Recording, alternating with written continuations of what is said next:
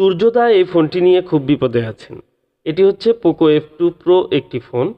আর এই ফোনটির সমস্যা হচ্ছে মাঝে মাঝে বন্ধ হয়ে যায়। হঠাৎ করে মনে হচ্ছে যে একদম ডেড হয়ে যাচ্ছে। তো আবার হয়তো রেখে দিলে বা চার্জে দিলে ফোনটি অন হয়। তো এই ফোনটি আমার আগেও কয়েকটি শপে দেখানো হয়েছে। তারা ফোনটি চার্জ দিয়ে দেখে যে ফোনটি অন আছে, তখন তাকে রিটার্ন করে দেয়। আর উনি কিন্তু খুশি মনেই ওনার ফোনটি ঠিক হয়েছে ভেবে বাসায় নিয়ে এসে ইউজ করা মাত্রই কয়েকদিনের মধ্যে আবার বন্ধ হয়ে যায়। এভাবে ২-৩ বার করার পর আমার কাছে ফোনটি পাঠায়। তা আমিও ঠিক একই ভুলটি করি। আমি ফোনটি অন করে দেখি ফোনটি চার্জ আছে, অন হচ্ছে বা চার্জ নিচ্ছে। তারপরে চার্জিংয়ের বিষয়টি আমার কাছে একটু সন্দেহ হয়। হয়তো চার্জ শেষ হয়ে গিয়ে বন্ধ হয়ে যেতে পারে। যে কারণে চার্জিংয়ের একটি ওয়্যার দিয়ে লাইনও করে দেই, যেন চার্জিংয়ের সমস্যা না হয়। এবং কি ফোন যেহেতু একদম অন আছে, সব কিছু ঠিকঠাক চলছে, তো আমিও এই ফোনটি আর রিপেয়ার করি না। কারণ দেখুন, এই ফোনটি কিন্তু আমি একদিন ভালোভাবে ইউজ করেছি এবং কি সব কিছু ঠিকঠাক, কোনো সমস্যা নেই। তো ফোনটি আমি ভাবলাম যে সিপিইউ রিবোলিং বা এগুলো না করাই ভালো, যেহেতু ফোন ভালো চলছে। আর এর আগে সিপিইউতে কাজ করার জন্য এই উপরের যে পেপারটি এটি খুলে চেক করেছে, বাট সিপিইউ র্যাম কোনোটিতেই এর আগে কাজ করা হয়নি। তারপর উনাকে আমি ফোনটি পাঠিয়ে দেই। উনি ৩-৪ দিন ইউজ করার পরেই উনি আমাকে জানান ফোনটি আবার আগের অবস্থা বন্ধ হয়ে গেছে। তখন আমি ভাবলাম যে অবশ্যই এই ফোনটির র্যাম সিপিইউ রিবোলিং করতেই হবে। এবার আর রক্ষা নেই। তখন ওনাকে বললাম যে পাঠিয়ে দিন। এবার আমি ফোন অন থাকলেও আমি রিবোলিং করে দেব। তো যা হোক, যে কথা সেই কাজ। আজকে ফোনটি এসেছে এবং কি আমি কিন্তু এই কথা মতোই ফোনটির র্যাম এবং সিপিইউটি খুব নিখুঁতভাবে, খুব সুন্দরভাবে আমি রিবোলিং করে এই ফোনটিকে রান করার জন্য চেষ্টা করব। আর আপনাদের দেখানো হয়নি, ফোনটি কিন্তু আমি যখন হাতে পাই আমার কাছে আবারও কিন্তু ফোনটি রান হচ্ছিল এবং কি ঠিকঠাক মতোই মনে হচ্ছে চলবে। কিন্তু এই ফোনটি বারবার প্রবলেম হয়। এ ধরনের সমস্যা যদি আপনাদের হয়ে থাকে যে ফোনটি হয়তো বন্ধ হয়ে যাচ্ছে বা কোনো ধরনের হ্যাং করে বন্ধ হচ্ছে বা ডিসপ্লে কালো হয়ে যাচ্ছে, তারপর আবার রেখে দিলে বা ১-২ দিন পরে চার্জে দিলে আবার ইউজ করতে পারছেন। তো একটি ফোন নিয়ে এত ঝামেলা, অনেকেই এই বিষয়গুলো পোহাতে চান না, যে কারণে রিপেয়ার করে নেওয়াই ভালো। তো আমি র্যাম এবং সিপিইউটি রিবোলিংয়ের মাধ্যমে এই ফোনটি এবং চিপগুলো খুব সুন্দরভাবে রিবোলিং করে ক্লিন করে তারপর লাগিয়ে দিলে আশা করি এই ফোনটি আর প্রবলেম হবে না। তো তুর্যদাকে আমি বলবো যে আমার এই ভিডিওটি উনি যদি দেখে থাকেন তাহলে অন্ততপক্ষে ১৫ দিন বা ১ মাস ইউজ করে আপনি একটু কমেন্ট করে আপনার ফোনের যে পারফরম্যান্স এবং ফোনটি কি আসলে বন্ধ হচ্ছে কিনা বা কোনো প্রবলেম হচ্ছে কিনা এই বিষয়টি আমার এই ভিডিওতে আপনি কমেন্টে জানিয়ে দিবেন। যেন অন্য যারা অডিয়েন্স রয়েছে বা এই ধরনের প্রবলেম যাদের রয়েছে তারা যেন এই বিষয়টি জানতে পারেন। কারণ দেখুন, আমি তো অনেক কাজই করেছি যেগুলোর ফোনগুলো সম্পর্কে আর খোঁজ খবর নেওয়ার সুযোগ হয় না। যেহেতু অসংখ্য ফোনের কাজ করেছি, একেকজন একেক জায়গা থেকে, বাংলাদেশের বিভিন্ন জায়গা থেকে ফোন পাঠিয়েছেন, তারা সার্ভিস নিয়েছেন। তো তাদের ফোনগুলো যদি ভালো চলে তাহলে আমি সার্থক, আমার কাছেও ভালো লাগে শুনে। আর যদি আমার কাছ থেকে সার্ভিস নেওয়া ফোনগুলোতে কোনো সমস্যা হয়, সে বিষয়েও আমাকে অবশ্যই আপনারা জানাবেন। কারণ আমি যে কাজগুলো করে থাকি সেগুলোতে কোনো প্রবলেম হলে সেই বিষয়গুলো অবশ্যই আমি দেখে থাকি। এই কথাগুলো প্রত্যেকটা ভিডিওতেই বলি।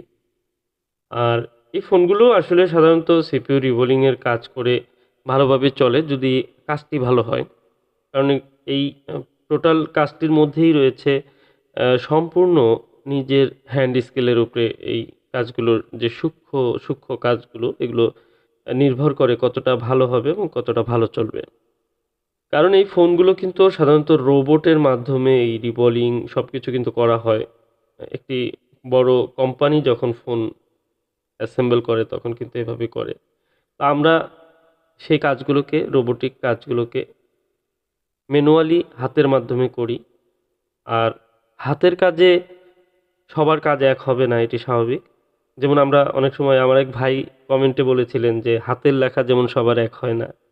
তো হতে পারে যে কাজের যে হ্যান্ড স্কিল বা হাতের যে কাজ, এই হাতের কাজ সবার এক হবে না, এটি স্বাভাবিক। অনেকের অনেক ভালো হয়, আমার আমার থেকেও অনেক সুন্দর করে কাজ করে অনেকে। আমি আমার নিজের কথা বলবো না। আমি চেষ্টা করি সুন্দর করার জন্য, কতটা সুন্দর হয় আমি জানি না। দেখা যায় যে হাতের কাজে একজনেরটা দেখে সে তার থেকে অনেক ভালো করে কাজ করতে পারে। এরকম কিন্তু অনেক আছে।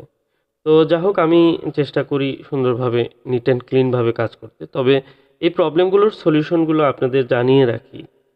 এই সমস্যাগুলো যেহেতু হচ্ছে অহরহ বাংলাদেশে, আর প্রচুর ফোনের কাজ করেছি বিভিন্ন মডেলের। খুব রিসেন্টলি অনেকগুলো মডেলের কাজ করেছি, আপনারা দেখেছেন, যেগুলো কম করে হলেও 30 থেকে 40, 50, 60,000 টাকা দামের একটি ফোন বা 80,000 টাকা দামের একটি ফোন। আর একটি দামি ফোন যখন খারাপ হয়ে যায় তখন কিন্তু ফোনের যে ইউজার বা যার ফোন সে কিন্তু একটু হলেও বিচলিত হয়ে যান। কেন ফোনটি হঠাৎ করে এরকম বন্ধ? উনি কি করবেন? এত দামি ফোন ইউজ করলেন, কিনলেন, তারপরেও এই প্রবলেম। হতাশ হয় অনেক সময় অনেকেই। তো সঠিক ট্রিটমেন্ট জানা থাকলে এই ফোনগুলো কিন্তু রিপেয়ার পসিবল। আপনারা যদি সঠিকভাবে ১ম এ সুন্দরভাবে আরকি রিপেয়ারগুলো করে নেন তাহলে একদম আগের মতোই চলবে।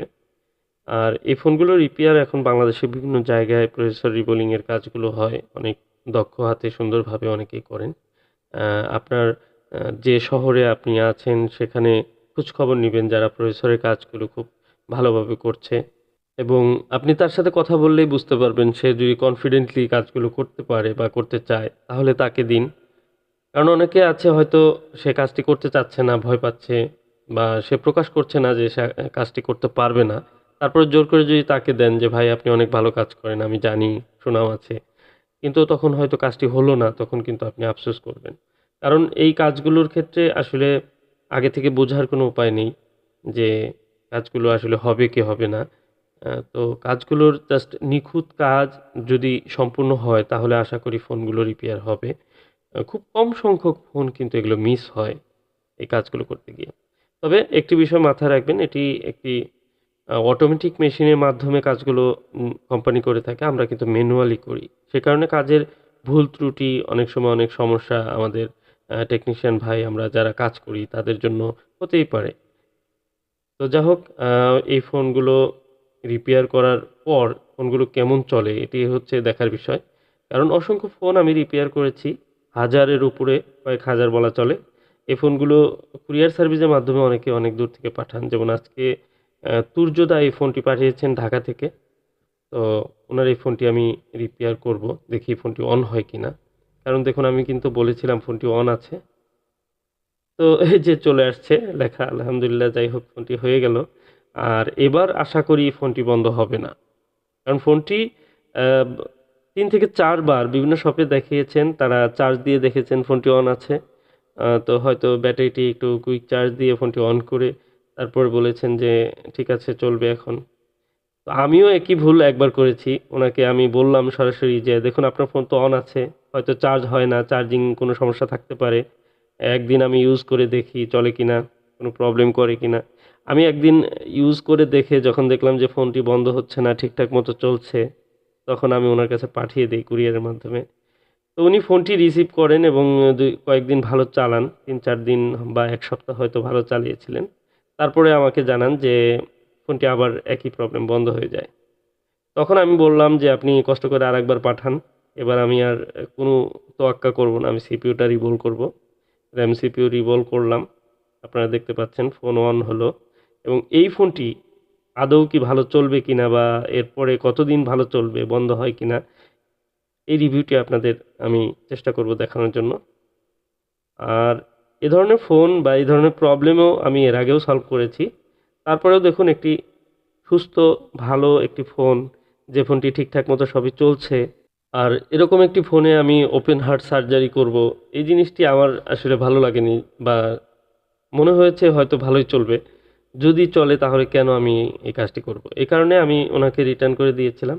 আসলে প্র্যাকটিক্যালি কাজ করি। প্র্যাকটিক্যালভাবে যা হয়, যা ঘটে সেটি আপনাদের সামনে তুলে ধরা হয়।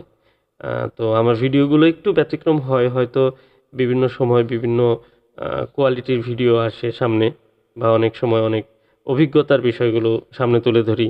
বিভিন্ন জায়গার ফোন যেগুলো আসে, রিটার্ন আসে, মানে যা প্র্যাকটিক্যালি হয় সেভাবেই তুলে ধরার চেষ্টা করি। তো দেখুন ফোনটি সম্পূর্ণ অন আছে এবং সব ঠিকঠাক আছে। আমি সবকিছু চেক করব। ফুল ফিটিং করে নিচ্ছি। তো আজকের ভিডিওটি এখানেই শেষ করব। সবাই ভালো থাকেন। আসসালামু আলাইকুম ওয়া রাহমাতুল্লাহ।